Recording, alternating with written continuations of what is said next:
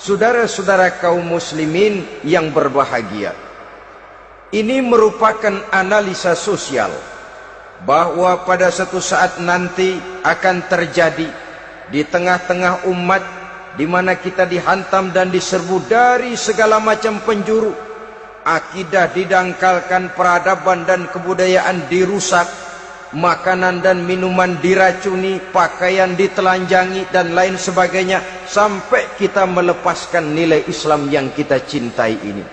Kondisi sosial ini satu saat akan datang kepada kita. Demikian analisa dan peringatan dari Rasulullah sallallahu alaihi wasallam. Marilah sekarang kita melihat, adalah benar bahwa di zaman sekarang kita insya Allah tidak akan mengalami perang Badar sehebat yang pernah dialami oleh Rasul dan para sahabatnya.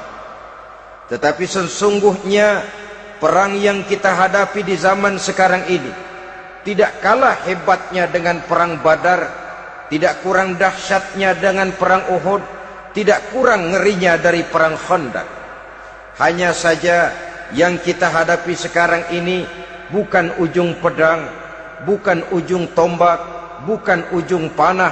Yang kita hadapi sekarang ini adalah perang akidah, perang ideologi, perang mempertahankan keyakinan. Yang kalau kita kalah sekarang, kita memang masih beragama, tetapi anak kita, cucu kita, generasi yang akan hidup 5, 10, 20, 30 tahun yang akan datang, wallahu a'lam bissawab. Islam, saudara-saudaraku, tidak mungkin hilang dari dunia. Tetapi tidak mustahil Islam gulung tikar dari desa kita.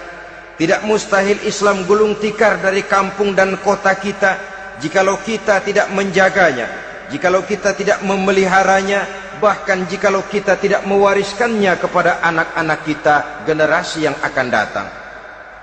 Marilah kita mengingat sejenak bagaimana Islam di Spanyol yang pernah jaya, pernah mewarnai daratan Eropa, dan yang sekarang hanya sekedar tinggal ceritanya saja. Ini pernah diperingatkan oleh Rasul dalam satu hadis, sayati ala ummati zamanun la yabqal Islam illa ismun wala minal Quran illa rasmun. Akan datang satu masa di tengah umatku di mana pada masa itu Islam ada tapi hanya tinggal sekedar namanya saja, dan Quran pun ada tapi cuma sekedar tinggal tulisannya saja. Apabila kita tidak mewariskan ini kepada generasi yang akan datang, maka serbuan-serbuan dari berbagai macam penjuru dari hari ke hari semakin kita rasakan kehebatannya.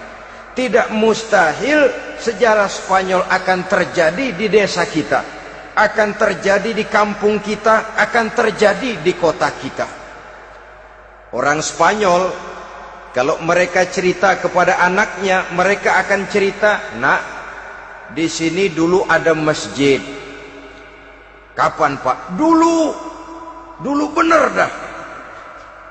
Banyak orang Islam kalau hari Jumat pada sembahyang, kapan itu, Pak? Dulu sekali. Sekarang cuma sekedar tinggal ceritanya saja. Bukankah sesuatu yang sangat tidak mustahil apabila kita tidak menjaga dan mewariskan Islam ini kepada generasi yang akan datang, maka serbuan-serbuan akan membawakan hasil yang diinginkan oleh para penyerbu itu tadi. Kita sudah menjadi umat yang mayoritas, tetapi umat yang mayoritas ini menurut Rasul dikepung sedemikian rupa, akidahnya didangkalkan, peradaban dan kebudayaannya ditekan sedemikian rupa, kehidupan sosialnya dibuat individualis, kemudian dari segi pergaulan, pakaian, makanan, minuman dan sebagainya diracuni, sampai dia tidak lagi berpegang teguh kepada agamanya. Dan dikala itu hilang kehebatan umat ini di mata musuh-musuhnya. Orang lain memandang kita ringan saja, enteng saja, satu umat yang sudah kehilangan wibawa. Padahal konon kabarnya kita mayoritas. tapi enak saja dikutak-kutik orang lain. Dan dikala itu di hati kita merajalela penyakit uahan. Penyakit uahan itu apa? Pertama, hubbud dunia, terlalu cinta kepada dunia. Terlalu cinta kepada dunia yang menyebabkan kita lupa akan tanggung jawab dan kewajiban, lupa meneruskan dan mewariskan Islam kepada generasi yang akan datang. Kita berlomba hanya untuk mengejar dunia dan seluruh isinya.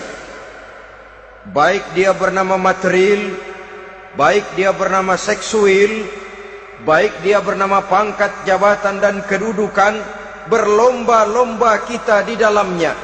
Sampai tercampaklah penyakit hubbud dunia di dalam hati ini. Berurat dan berakar dunia itu, sulit dan berat kita berpisah daripadanya. Akibatnya kemauan untuk berbuat demi dan atas nama agama sangat sulit terwujud di dalam kehidupan ini.